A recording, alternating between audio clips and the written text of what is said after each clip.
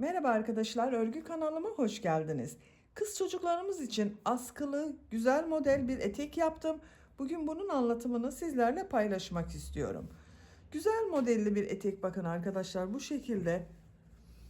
Örgüsü çok kolay, zor gibi görünüyor ama kolay bir model etek arkadaşlar.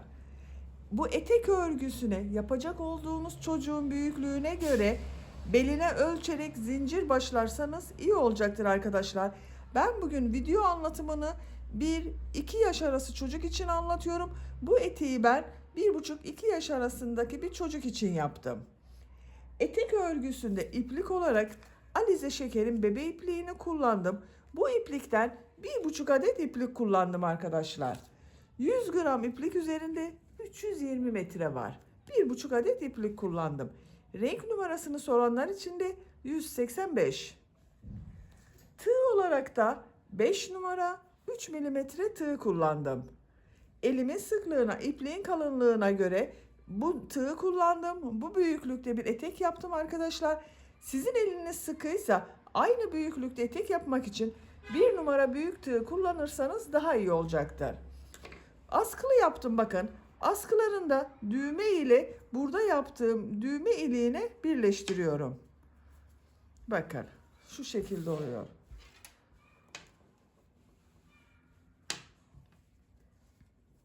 Askıyı ister düz takabilirsiniz, ister çapraz takabilirsiniz. Tercihinize göre istediğiniz gibi kullanabilirsiniz.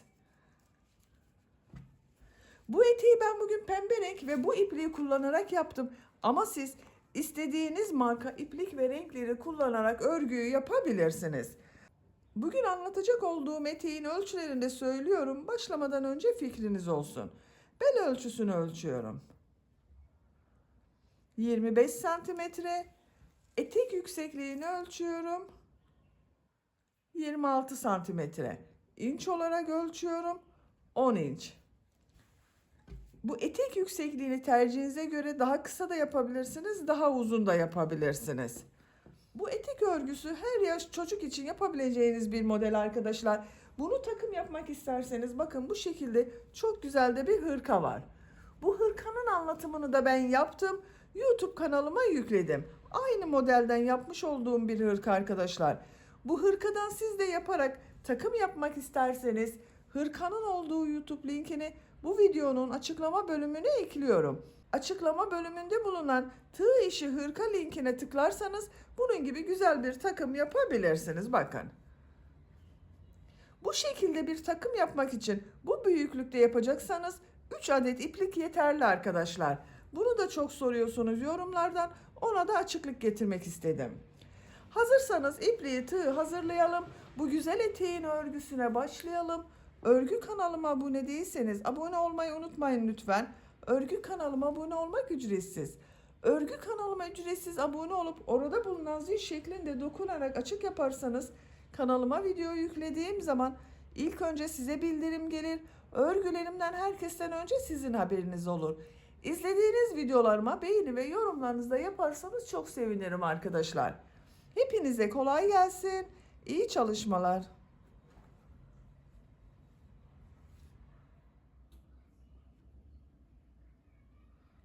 Örgüye zincir yaparak başlıyoruz. Zincir yapabilmek için ilk ilmeği ben bak bu şekilde yapıyorum. Size nasıl kolay geliyorsa ilk ilmeği öyle yapabilirsiniz. Zincirleri yapmaya başlıyorum bak. Çok sıkı zincirler yapmıyorum. 108 zincir yapalım. 108 zinciri yaptım. Çok sıkı zincirler yapmadım bakın arkadaşlar. Bu sırada bu zincirler üzerine trabzan yapacağız. Bu 108 zincirin kaç santimetre olduğunu ölçüyorum.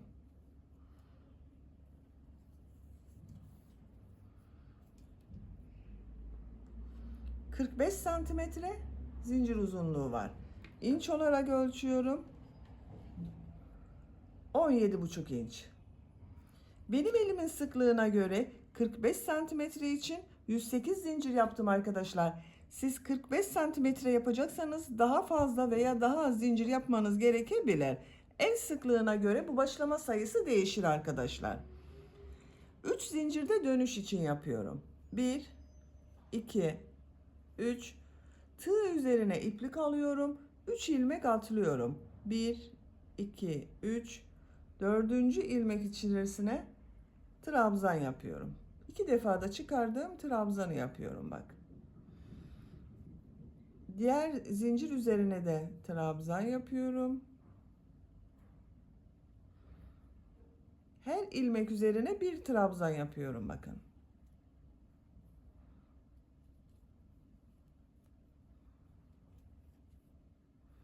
Sıra sonuna kadar devam edelim. Zincirler üzerine trabzan yaparak sıra sonuna kadar tamamladım. Bakın bir sıra trabzan oldu arkadaşlar. Bu bir sıra üzerinde 108 trabzan var. Bu 3 ilmek atlayarak yaptığımda bir trabzan. Bak bununla birlikte 108 trabzan var. Şimdi bunu birleştiriyorum bak. Şu şekilde elimle düzeltiyorum.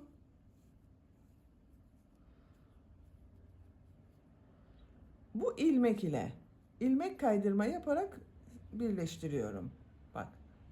İlmek aldım, çektim. Tığ üzerinde bulunan ilmekten de çektim. Tekrar kontrol ediyorum. Bakın düzgün oldu. 2 zincir yapıyorum. Bu sırada bu yaptığım trabzanları bir düz bir ters boşluktan alıp trabzan yapacağız. Tığ üzerine iplik alıyorum. Bak bu ilk trabzanı boşluktan alıyorum. Trabzan yapıyorum.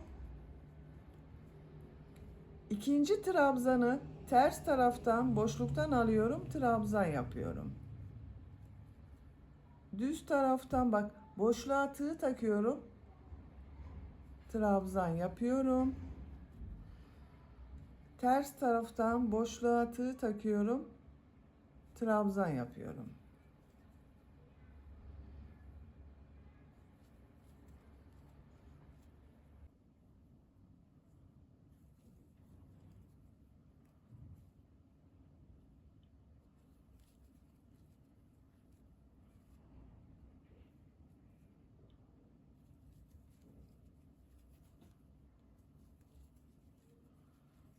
Bak bu şekilde oluyor. Bir düz bir ters boşluktan trabzan alarak yapıyoruz. Sıra sonuna kadar devam edelim. Sıra sonuna kadar tamamladım. Son trabzanı da düz taraftan boşluktan alarak trabzan yapıyorum. Bak sıra başında düz taraftan boşluktan aldım, trabzan yaparak başladım. Sıra sonunda da düz taraftan boşluktan alarak trabzan yaptım. Son ilmek ile bu ilmeği ilmek kaydırma yaparak sırayı birleştiriyorum. Sıra başında 2 zincir yaptığımda bak ters tarafta görünen trabzan oldu arkadaşlar. Burayı da birleştirelim. Bak burada bir boşluk var. Bunu birleştiriyorum. 3 ilmek atlayarak yaptığım bak bu trabzanı şu zincirin üzerine tığ takıyorum. İçinden çekiyorum. Bak şu şekilde ilmek alıyorum. Sağlamlaştırıyorum bak buraya. Burayı da birleştirdik. Bakın.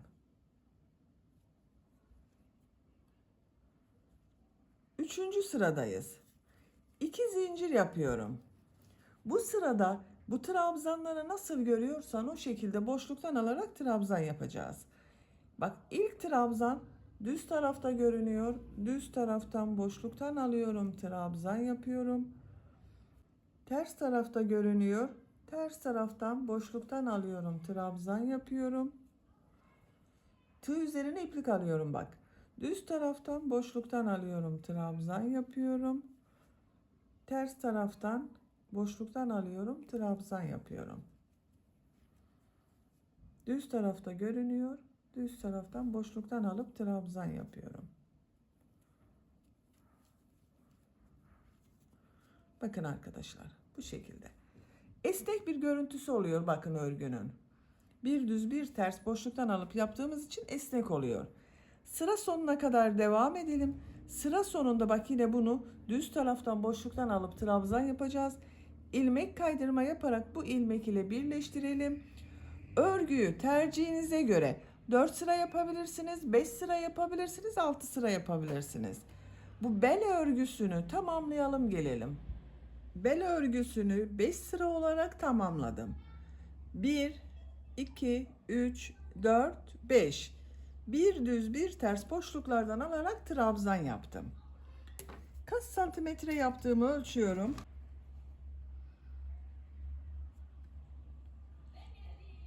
3,5 santimetre genişlik var. Benim tercihime göre 3,5 santimetre yeterli oldu. Siz isterseniz bir sıra eksik yapabilirsiniz veya bir sıra fazla yapabilirsiniz. Sıra sonunda ilmek kaydırma yaparak bak sırayı birleştirdim. Bu sıradan itibaren model yerleştirmeye başlıyorum. 3 zincir yapıyorum. 1, 2, 3. Tığ üzerine iplik alıyorum. Bu ilk ilmek üzerine 3 trabzan yapıyorum. Bak 2 defa da çıkardığım trabzanı yapıyorum. 1, 2, 3. Bir zincir yapıyorum. Bir ilmek atlıyorum. İkinci ilmeğe sık iğne yapıyorum. Bir zincir yapıyorum. Tığ üzerine iplik alıyorum. Bir ilmek atlıyorum. İkinci ilmek üzerine 3 trabzan yapıyorum.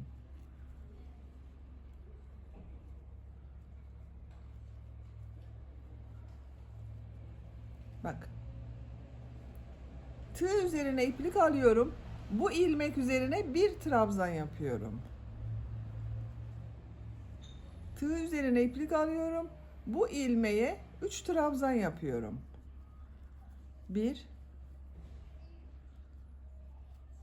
2, 3. Bak bir model bu 7 trabzandan oluyor. Aynı ilmeğe 3 trabzan yaptım. İkinci ilmeğe 1 trabzan yaptım. Tekrar aynı ilmeğe 3 trabzan yaptım. Bir zincir yapıyorum. Bir ilmek atlıyorum. İkinci ilmeğe sık iğne yapıyorum. Bir zincir yapıyorum. Bir ilmek atlıyorum. İkinci ilmeğe 3 trabzan yapıyorum.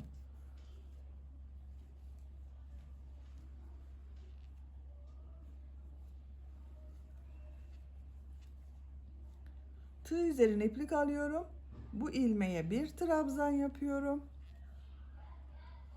Tığ üzerine iplik alıyorum. Bu ilmek üzerine 3 trabzan yapıyorum.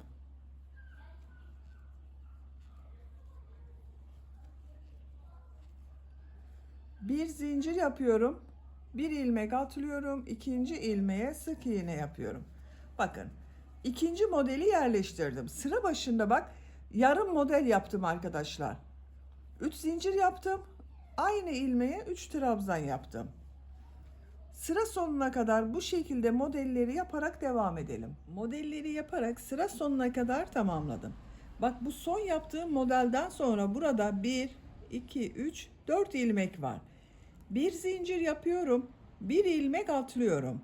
İkinci ilmeğe sık iğne yapıyorum. Bir zincir yapıyorum. Tığ üzerine iplik alıyorum. Bu ilmek üzerine 3 trabzan yapıyorum. 1, 2, 3. Bak sıra başında 3 zincir yaptım. Aynı ilmeğe 3 trabzan yaptım. Sıra sonunda da aynı ilmeğe 3 trabzan yaptım. Bu son yaptığım bak trabzanları burada yaptığım ilmek ile ilmek kaydırma yaparak birleştiriyorum. Bakın burada da bir model yaptık. Aynı ilmeğe 3 trabzan, 1 trabzan, 3 trabzan. İlk sırada model yerleştirmelerini yaptım. Kaç model yaptığımı sayıyorum. Bak bu ilk yaptığım modelden başlıyorum. 1, 2, 3, 4, 5, 6, 7, 8, 9, 10, 11, 12, 13, 14, 15, 16, 17, 18 model var bir sırada arkadaşlar. Bak görüntü olarak böyle. İkinci model sırasındayım. Bir zincir yapıyorum, örgüyü çeviriyorum.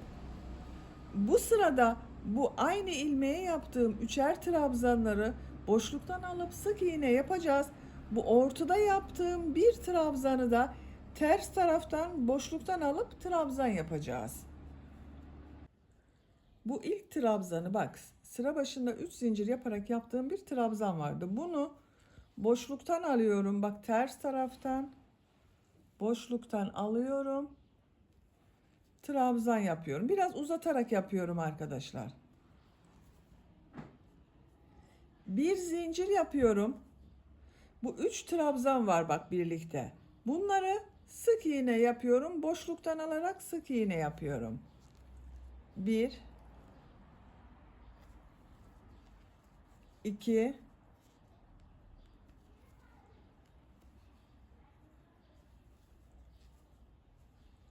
3 3 trabzanı boşluktan aldım, sık iğne yaptım. 3 zincir yapıyorum. Burada bulunan bak bu 3 trabzanı da boşluktan alarak sık iğne yapıyorum.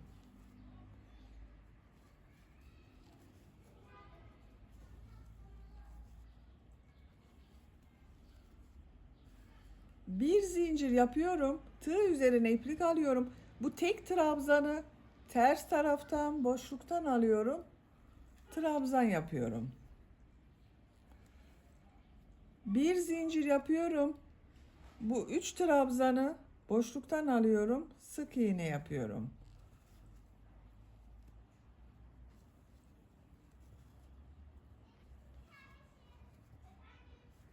Üç zincir yapıyorum. Bak iki model arasında 3 zincir yapıyorum. Bu 3 trabzanı sık iğne yapıyorum boşluktan alarak.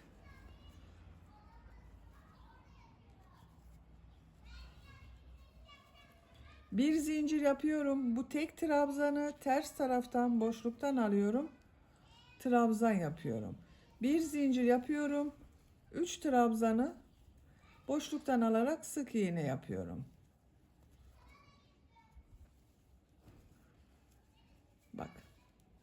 Düz taraftan görüntüsü bu şekilde oluyor arkadaşlar. 3 zincir yapıyorum. Diğer modelde 3 trabzanı boşluktan alıyorum, sık iğne yapıyorum. Sıra sonuna kadar devam edelim.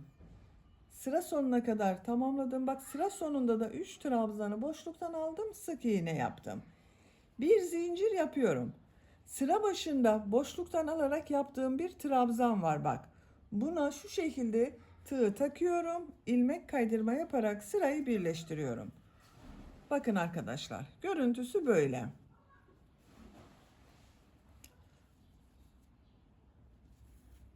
Bir zincir yapıyorum. Örgüyü çeviriyorum. Bak örgünün düz tarafındayım. Tığ üzerine iplik alıyorum. Bu trabzanı boşluktan alıyorum. Trabzan yapıyorum. Tığ üzerine iplik alıyorum. Bu bir zincir yaptığım boşluğa 4 trabzan yapıyorum. Bu sırada arttırma yapıyorum bak. Bir alt sırada 3 trabzan ile başladım. Bu sırada 4 trabzan yapıyorum. 2 3 4 bir zincir yapıyorum. 3 zincirli boşluğa sık iğne yapıyorum. Bir zincir yapıyorum. Bak diğer modelde bu boşluktan alarak yaptığım trabzandan önce ve sonra birer zincir var. Bunların üzerine dörder trabzan yapıyoruz. Bak bu bir zincirli boşluğa 4 trabzan yapıyorum.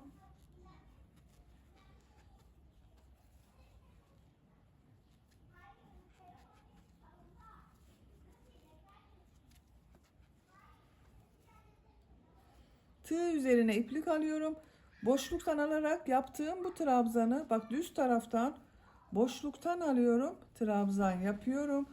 Tığ üzerine iplik alıyorum. Bir zincirli boşluğa 4 trabzan yapıyorum.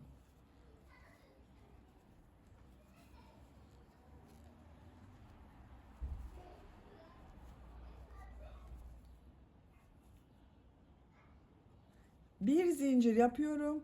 Bu 3 zincirli boşluğa sık iğne yapıyorum. Bir zincir yapıyorum.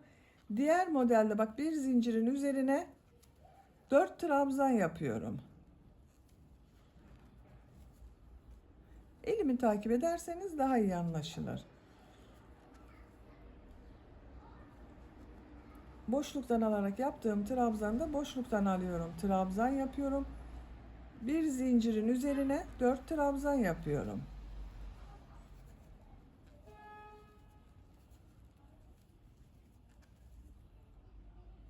Bir zincir yapıyorum. 3 zincirli boşluğa sık iğne yapıyorum. Bakın.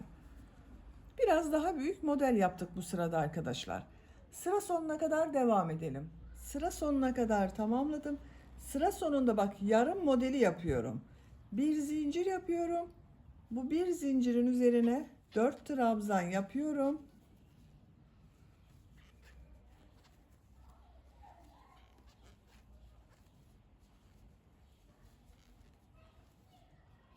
Tığ üzerine iplik almadan burada yaptığım, bak boşluktan alarak yaptığım bir trabzan var.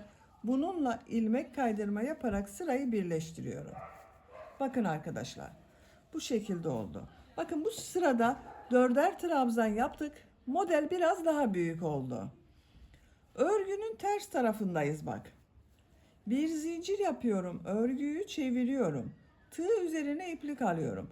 Bak burada bu boşluktan alarak yaptığım trabzan var.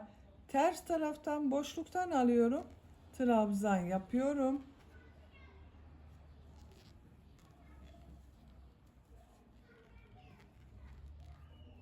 Biraz uzatarak yapalım bu boşluktan alarak yaptığımız trabzanları.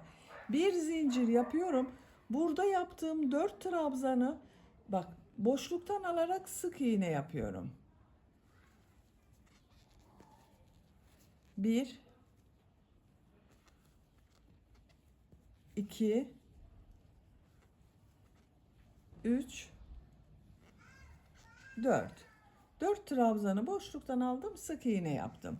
İki model arasında 3 zincir yapıyorum. Burada bulunan 4 trabzanı boşluktan alıyorum, sık iğne yapıyorum.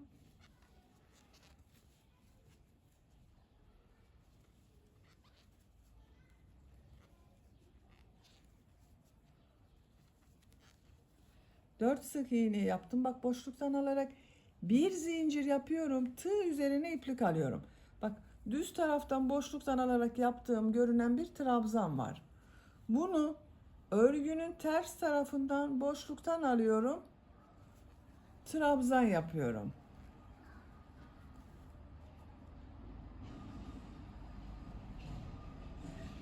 Bir zincir yapıyorum. Bu 4 trabzanı boşluktan alarak sık iğne yapıyorum.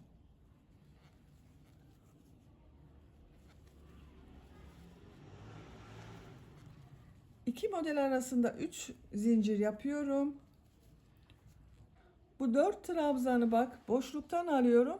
4 sık iğne yapıyorum. 1 2 3 4. Bir zincir yapıyorum. Bak burada bir trabzan görünüyor ama bak ters tarafta görünüyor. Ters taraftan boşluktan alıyorum. Trabzan yapıyorum.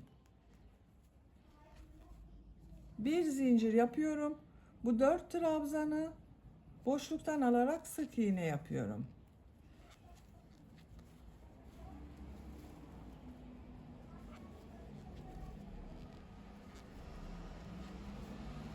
Üç zincir yapıyorum. Diğer modele başlıyorum bak. 4 sık iğne yapıyorum boşluktan alarak. Bakın arkadaşlar düz tarafına bakalım. Bu şekilde görünüyor. Sıra sonuna kadar devam edelim. Sıra sonuna kadar tamamladım. Sıra sonunda 4 trabzanı boşluktan aldım, sık iğne yaptım. Bir zincir yapıyorum. Sıra başında boşluktan alarak yaptığım trabzana ilmek kaydırma yaparak birleştiriyorum. Bakın. Birleştirme yaptığımız yerin görüntüsü de böyle arkadaşlar. Bakın gayet düzgün oluyor. Bundan hiçbir farkı yok. Bak normal modelden hiçbir farkı yok. Bir zincir yapıyorum. Örgüyü çeviriyorum. Bak örgünün düz tarafındayım. Bu bir trabzanı boşluktan alıyorum. Trabzan yapıyorum. Tığ üzerine iplik alıyorum. Bu bir zincirin üzerine 4 trabzan yapıyorum.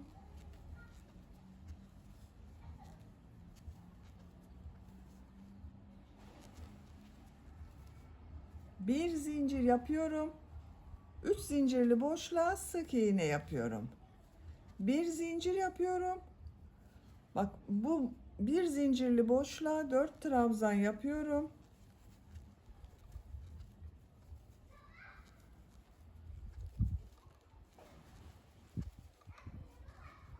Bu trabzanı boşluktan alıyorum, trabzan yapıyorum. Bu trabzanı bak zincirin üzerine 4 trabzan yapıyorum. 3 4 bir zincir yapıyorum. Sık iğne yapıyorum. Bakın arkadaşlar bu şekilde oluyor. Bir modelde 9 trabzan yapıyoruz. Bak bu bir zincirli boşluklara 4 trabzan yapıyoruz. Boşluktan alarak yaptığım trabzanı boşluktan alıyorum. Trabzan yapıyorum. Bir zincirli boşluğa 4 trabzan yapıyorum. Bu şekilde sıra sonuna kadar devam edelim. Sıra sonunda geriye dönelim. Bu sık iğne boşluktan alarak yaptığımız sırayı yapıyoruz. Bu şekilde yapacağız arkadaşlar. Eteğin örgüsü bu şekilde devam edecek. Bu iki sıranın tekrarıyla etek örgüsünü tercihinize ve yapacak olduğunuz bebeğinizin büyüklüğüne göre istediğiniz kadar model sırasını tekrarlayarak tamamlayalım. Etek örgüsünü yapacağım ölçüye göre ben tamamladım arkadaşlar. Ama son sırayı bitirmedim bakın. Son sırada arttırma yapmak istiyorum. Onun için bu sırayı birlikte yapalım. Bak ters taraftan sık iğne yaptığım sırayı bitirdim. İlmek kaydırma yaparak birleştirdim. Bir zincir yapıyorum. Örgüyü çeviriyorum. Örgünün düz tarafındayım. Bu trabzan yaptığım sıradayım. Tığ üzerine iplik alıyorum. Bu bak boşluktan alarak yaptığım trabzanı boşluktan alıyorum. Trabzan yapıyorum. Tığ üzerine iplik alıyorum.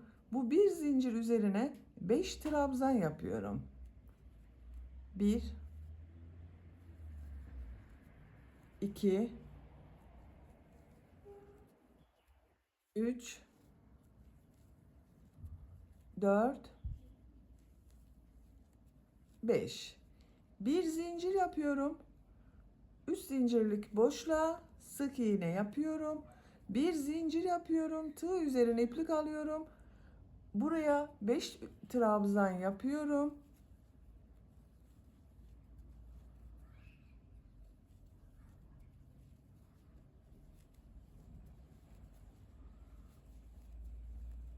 Bak 5 trabzanı yaptım. Tığ üzerine iplik alıyorum. Bu trabzanı boşluktan alıp trabzan yapıyorum.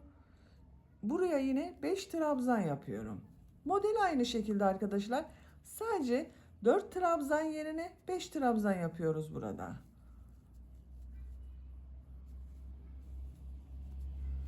Bak. Buraya da 5 trabzan yaptım. Bir zincir yapıyorum. Sık iğne yapıyorum. Bakın. 5 trabzan, bir trabzanı boşluktan alıp trabzan yapıyoruz. 5 trabzan yapıyoruz. Buralara yine sık iğne yapıyoruz. Sıra sonuna kadar devam edelim. Sıra sonuna kadar tamamladım. Bu ilk yaptığım boşluktan olan trabzan ile ilmek kaydırma yaparak birleştiriyorum. Bakın. İpliği burada kesiyorum arkadaşlar.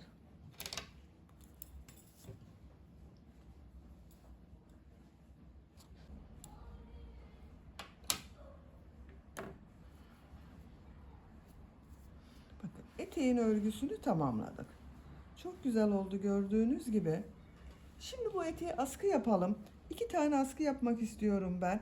Askıyı nereden yapacağıma bakıyorum. Bak arka bölümden başlayacağız. Bak arka bölümü şöyle işaret yapıyorum.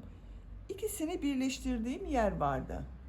Buradan itibaren bakın askıları sayacağız arkadaşlar. 2 askı yapacağız.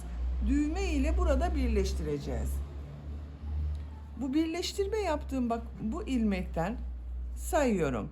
1 2 3 4. 4 kabarık örgüyü saydım. 5.'ye işaret yapıyorum. Bak şu şekilde. Buradan itibaren bu tarafa da sayıyorum. Bak 1 2 3 4. 5.'ye işaret yapıyorum.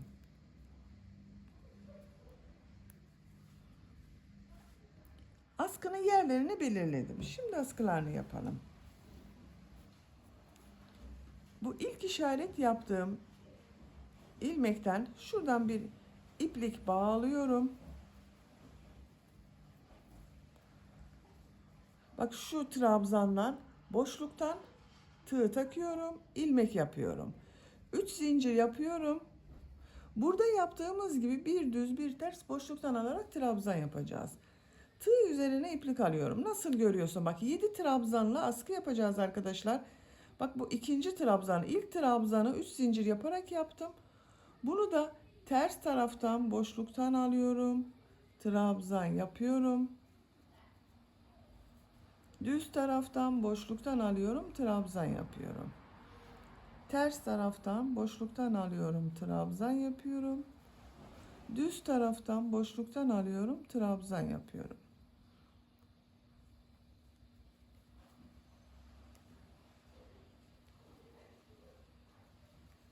Bak bu trabzanda boşluktan alıyorum, trabzan yapıyorum.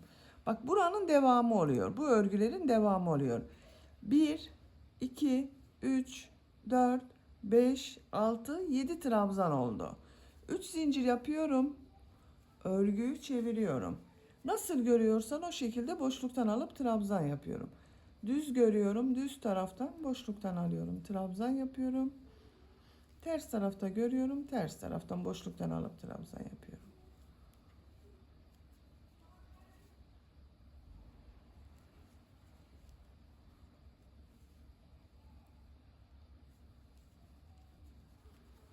Bak son trabzanda 3 zincir yaparak yaptığım bir trabzan var. Bununla boşluktan alarak trabzan yapıyorum. Bak yine 7 trabzan oldu.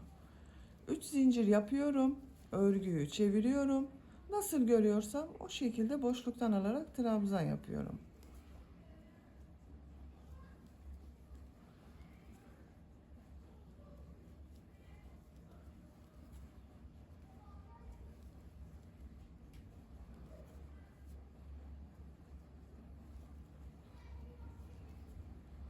Bak son trabzanda boşluktan alarak trabzan yapıyorum.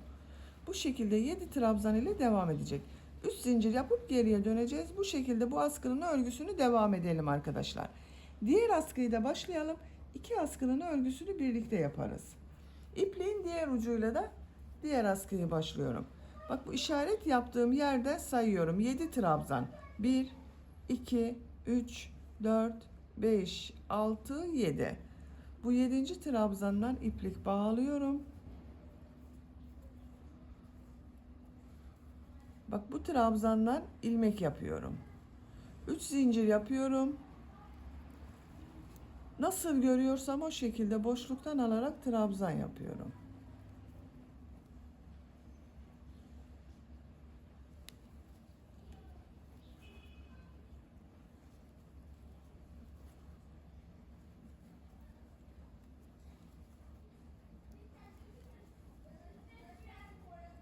Bak son işaret yaptığım ilmekten de trabzan yaptım. 1, 2, 3, 4, 5, 6, 7 trabzan oldu. 3 zincir yapıyorum. Örgüyü çeviriyorum. Nasıl görüyorsam o şekilde boşluktan alarak trabzan yapıyorum.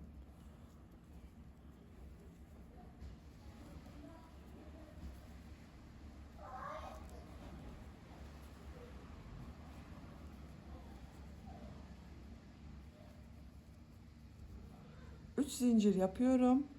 Örgüyü çeviriyorum. Gördüğüm gibi boşluktan alarak trabzan yapıyorum.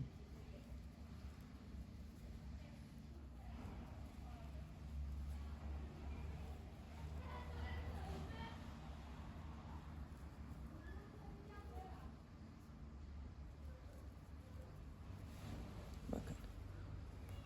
Şu şekilde 2 askıyı başladık. 2 askının örgüsünü çocuğunuzun boyuna göre arkadaşlar. Bak örerek devam edelim. Omuzlarından geçirelim. Burayla birleştireceğiz. Her 2 askının örgüsünü tamamlayalım gelelim. Her 2 askının örgüsünü ben tamamladım arkadaşlar. Bakın bu şekilde oldu. Uçlarına da düğmelerini diktim. Kaç santimetre askı yaptığımı ölçüyorum.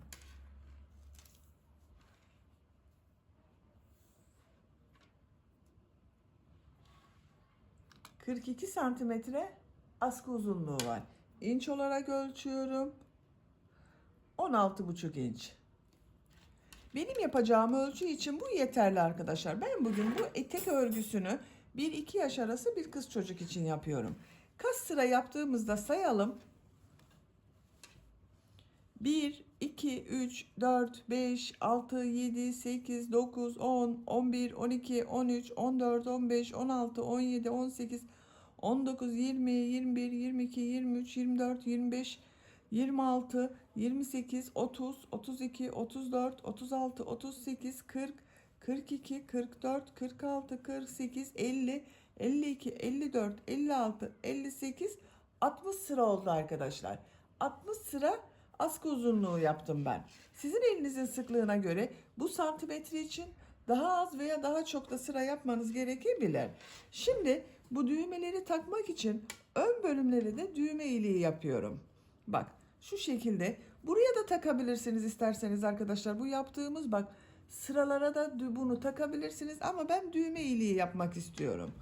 Orta noktayı buluyorum. Bak şöyle birleştiriyorum. Orta noktaya bir işaret yapıyorum.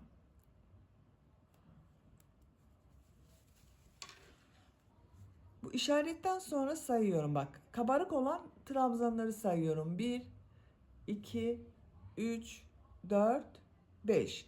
Altıncıya düğme iliği yapıyorum. Bak buradan iplik bağlıyorum.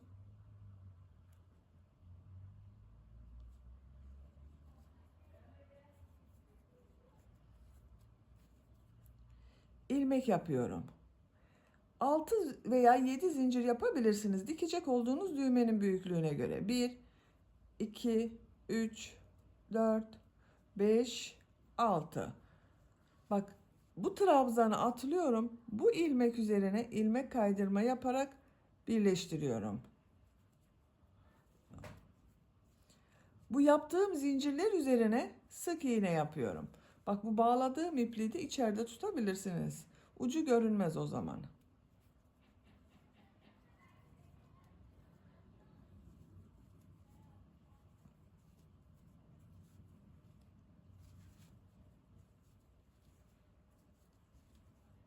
Dokuz sık iğne yaptım ben arkadaşlar. Siz istediğiniz kadar yapabilirsiniz. Ya, zincirin uzunluğuna göre bu sık iğneler değişecektir.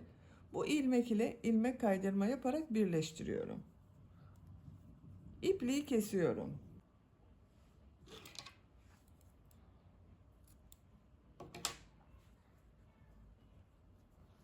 Bakın askının birini yaptım. Şöyle bak düğmeyi de takıyorum. Düğmenin geçeceği şekilde yaptım. Diğer askıyı da yapalım. Yine aynı sayıyorum. 1, 2, 3, 4, 5, 6. Altıncıyı geçtikten sonra bak bu ilmekten iplik bağlıyorum.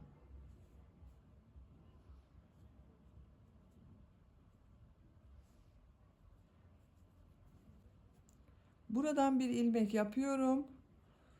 6 zincir yapıyorum yine. Bak bu trabzanı atlıyorum. Bu ilmek ile ilmek kaydırma yaparak birleştiriyorum. Zincir üzerine 9 sık iğne yapıyorum. Buraya 9 sık iğne yaptım. Buraya da aynısını yapmam lazım.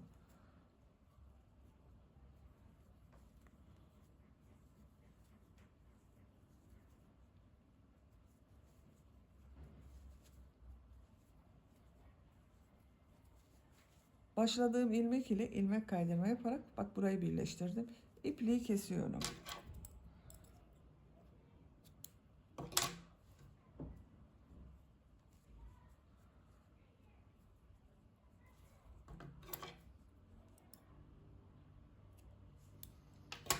İpliğin ucunda örgünün ters tarafından kaybediyorum. Bak şu şekilde. Çekiyorum.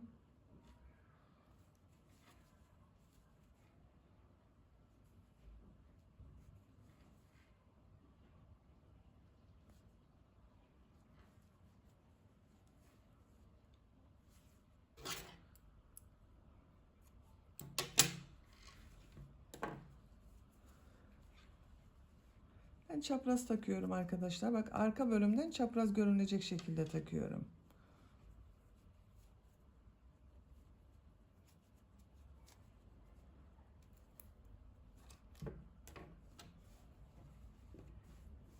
Bak görüntüsü böyle oldu.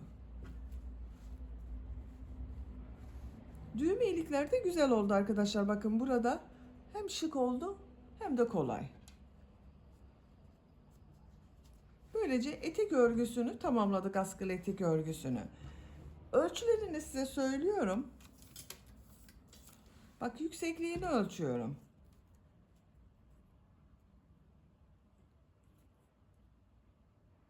...26 santimetre. Bel ölçüsünü ölçüyorum.